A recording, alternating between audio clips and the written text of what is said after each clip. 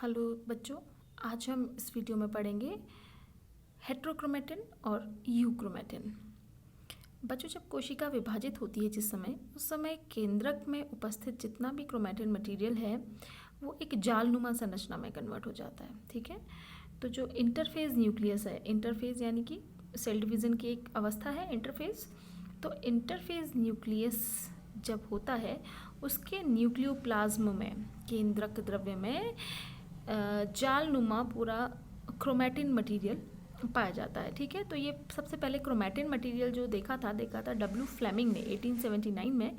इन्होंने देखा था कि विभाजित होते हुए केंद्रक में जालनुमा संरचना पाई जा रही है जिसे कि कहा क्रोमेटिन। ठीक है, या न्यूक्लियर क्रोमेटिन इसे हमने कहा। अभी जो न्यूक्लियर क्रोमेटिन है इसको जब स्टेन किया गया, इसको जब वर्णकों से स्टेन किया गया, अभिरंजित इसे जब किया गया, तो दो प्रकार का ये क्रोमेटिन मटेरियल पाया गया। ठीक है,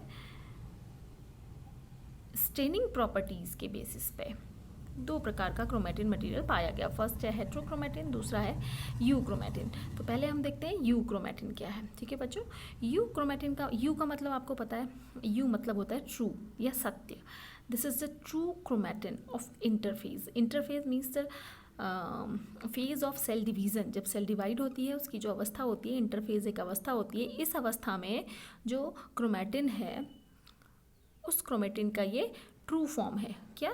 यू क्रोमेटिन। ठीक है, यू क्रोमेटिन क्या होता है? ये लाइटली स्टेन्ड होता है। अभी मैंने आपको बताया ना स्टेनिंग प्रॉपर्टीज, जब हम स्टेन करते हैं इस क्रोमेटिन मटेरियल को एसिटोकैरेमाइन या फ्यूजन स्टेन्स से हम इसको जब स्टेन करते हैं, अभिरंजित करते हैं, तो उस समय लाइटली स्टेन्ड जो क्रोमेटिन मटेरियल होता है that is known as euchromatin. अब ये क्यों लाइटली स्टेन्ड होता है मैं अभी आपको बताती हूँ आगे।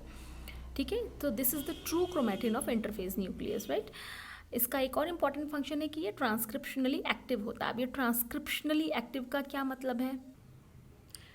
ट्रांसक्रिप्शनली एक्टिव का मतलब है, ट्रांसक्रिप्शन क्या होता है? ट्रांसक्रिप्शन का मतलब है डीएनए से एमआरएनए का निर्माण होना। ठीक है, तो उस प्रक्रिया में, ट्रांसक्रिप्शन की प्रक्रिया में ये यू क्रोमेटिन एक्टिवली इन्वॉल्व रहता है। ठीक, नेक्स्ट अर्ली रेप्लिकेशन इसमें जल्दी स्टार्ट होता है इस यू क्रोमेटिन में। ठीक है, और जैसे इन्वायरमेंटल फैक्टर हैं, टेम्परेचर है, एज है, सेक्स ऑफ द इंडिविजुअल है, उन सब का इस पर प्रभाव पड़ता है। अब मैं आपको एक डायग्राम से शो करूँगी यहाँ पे किस प्रकार से यू क्रोमेटिन पाया जाता है।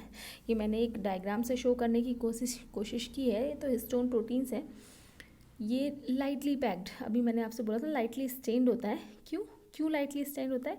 क्योंकि ये बहुत ही जो पैकिंग होती है बहुत ही लूज पैकिंग होती है इसकी यू क्रोमेटिन की। ठीक है, लूजली पैक्ड। कितना दूर दूर पे ये हिस्टोन प्रोटीन्स जो हैं, ये डीएनए, लिंकर डीएनए और ये जो कोर डीएनए है, इससे कितना लूजली पैक्ड है। This is known as euchromatin. ठीक है, और क्योंकि लूजली पैक्ड है तो लाइटली स्टेन्ड होगा, हल्के से स्टेन होगा। ठीक है, on the other hand the second chromatin which is known as heterochromatin, this is transcriptionally inactive.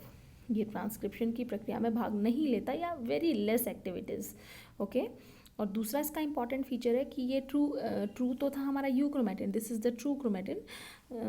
और ये ट्रू इसलिए भी इसे कहा क्योंकि ये ट्रांसक्रिप्शन की प्रक्रिया में भाग लेता है। मोस्ट ऑफ द ट्रांसक्रिप्शन जो है इसी यू क्रोमेटिन के द्वारा होता है। एंड इस हेट्रोक्रोमेटिन ये ट्रांसक्रिप्शनली इनएक्टिव होता है या वेरी लेस एक्टिव होता है ट्रांसक्रिप्शन की प्रक्रिया में। ठीक है बच्चों, दूसरा देखो ये टाइटली पैक्ड होता है। हिस्टोन प्रोटीन्स कितने टाइटली पैक्ड हैं। ये डीएनए जो लिंकर डीएनए है, इससे डीएनए स्ट्रिंग से पूरे टाइटली पैक्ड एक बना रहे हैं। ठीक है, और क्योंकि ये टाइटली पैक्ड हैं तो इट विल स्टेन डार्कली। अगर हम इसको स्टेन करेंगे विद एसिटोकैरेमाइन और फ्यूजन स्टेन, ये डार्कली स्टेन्ड होगा। ठीक है, ये आपसे डिफरेंस पूछा जाता है एग्जाम्स में कि differentiate between you chromatin and heterochromatin. तो ये ट्रांसक्रिप्शनली इनएक्टिव या लेस एक्टिव होता है, टाइटली पैक्ड होता है और डार्कली स्टेन्ड होता है। On the other hand you chromatin is the true chromatin of interphase nucleus, transcriptionally active होता है और अर्ली रेप्लिकेटिंग ये रहता है। ठीक है, थोड़ा सा मैं आपको बताती हूँ ये यू क्रोमेटिन और हेट्रोक्रोमेटिन क्रोमोसोम में कहाँ पर पाए जाते हैं। बच्चों, ये एक रफ डायग्राम मैंने क्रोमोसोम का यहाँ पे ड्रॉ किया है। तो जो हेट्रोक्रोमेटिव इनएक्टिव वाला जो हेट्रोक्रोमेटिन है, इनएक्टिव क्रोमेटिन जो है वो मोस्टली पाया जाता है नियर दिस सेंट्रोमियर। सेंट्रोमियर के आसपास का जो रीजन होता है वहाँ पे ये हेट्रोक्रोमेटिन मोस्टली पाया जाता है। इसके अलावा टूवर्ड्स द एंड यानी कि जो टीलोमियर्स हैं यहाँ पे ये हेट्रोक्रोमेटिन पाया जाता है, ठीक है। And most of the active part remains here. Active part of chromatin मतलब यूक्रोमेटिन। यूक्रोमेटिन ये बीच वाला जो पोर्शन है यहाँ पे ये पाया जाएगा, ठीक है। तो बच्चों ये वीडियो से मुझे लगता है कि आपको हेट्रोक्रोमेटिन और यूक्रोमेटिन पढ़ने में आसानी होगी। Thanks for watching my video.